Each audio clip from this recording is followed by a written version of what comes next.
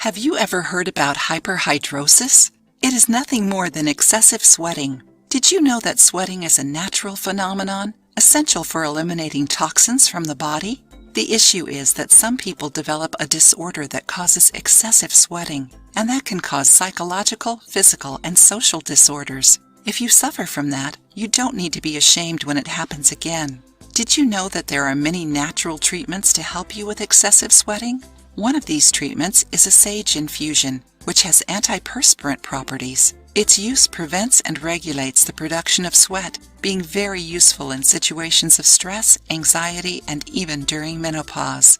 In most cases, consuming sage can reduce the symptoms of hyperhidrosis by 50%.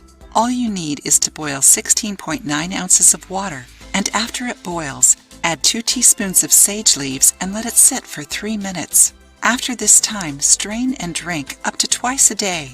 Besides sage tea, cucumber, apple cider vinegar, and aloe vera can also help you. Cucumber, thanks to its astringent properties, closes the pores and reduces focal sweating.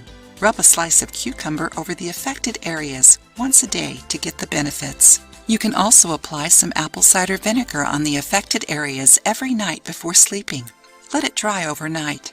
Remove the following morning during your shower. Apple cider vinegar works because it is astringent, regulating perspiration and neutralizing the bacteria that cause bad body odor.